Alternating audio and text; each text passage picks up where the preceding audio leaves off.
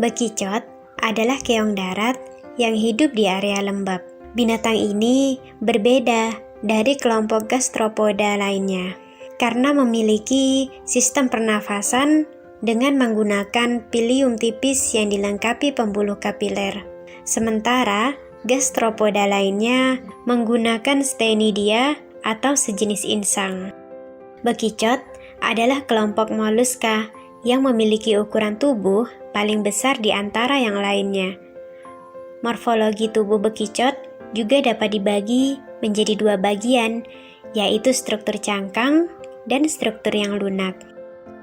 Secara umum, berat badan bekicot berkisar antara 150 sampai 200 gram dan panjang tubuhnya mulai dari 90 sampai dengan 130 mm.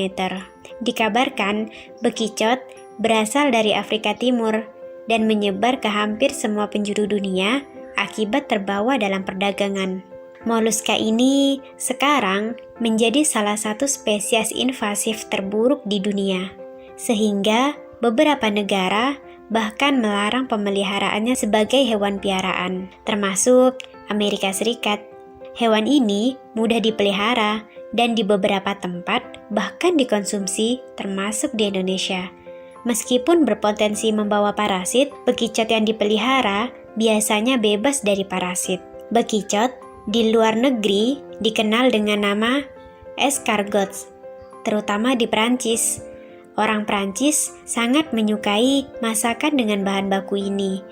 Ada yang bilang salah satu cara untuk mengecek apakah restoran tersebut mempunyai masakan yang enak-enak adalah melalui menu ini dahulu. Di Indonesia, hanya spesies Achatina fulica yang sering dijumpai dan paling banyak. Bekicot di wilayah Indonesia memiliki nama daerah yang berbeda-beda. Misalnya di Jawa Tengah dan Jawa Timur biasa mengenalnya dengan bekicot atau siput, sementara Jawa Barat biasanya mengenalnya dengan keong racun.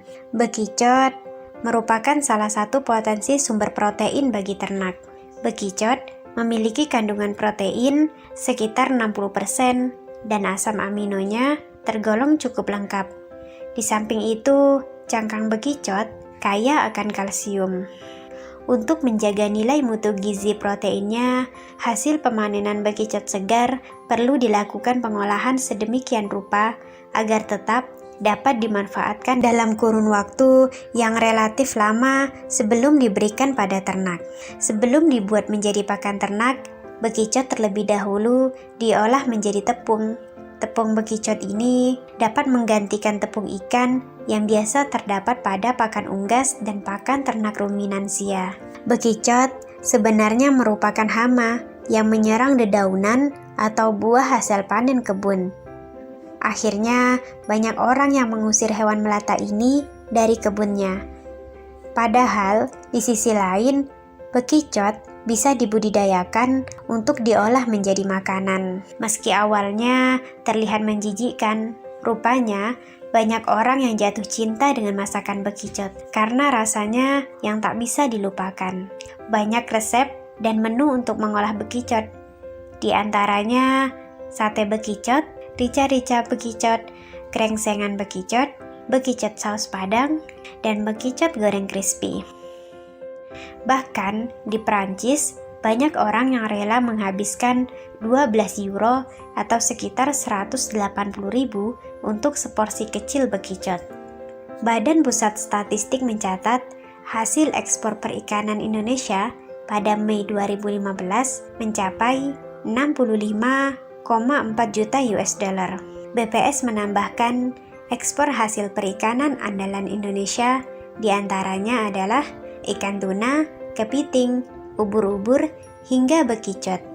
Untuk nilai ekspor bekicot atau keong pada bulan Mei 2015 mencapai 967.000 US dollar. Akumulasi ekspor bekicot dari bulan Januari hingga bulan Mei mencapai 3,38 juta US dollar. Ini karena banyak negara asing menggunakan bekicot untuk obat dan makanan. Jika di Indonesia sendiri mungkin masih kurang suka Jadi, daripada dibuang, mending diekspor saja. Seorang petani di Thailand berhasil meraup pundi-pundi uang dari lendir siput. Bahkan, usaha peternakan siput mampu meraih penghasilan sekitar 314 juta US dollar atau senilai 4,4 triliun. Padahal sebelumnya, para petani padi di sana membenci kawanan siput yang kerap memakan tunas tanaman dan hasil panen, termasuk salah seorang petani tersebut yang dulu menganggap siput adalah hama. Kini, petani padi itu lebih fokus ke ternak siput.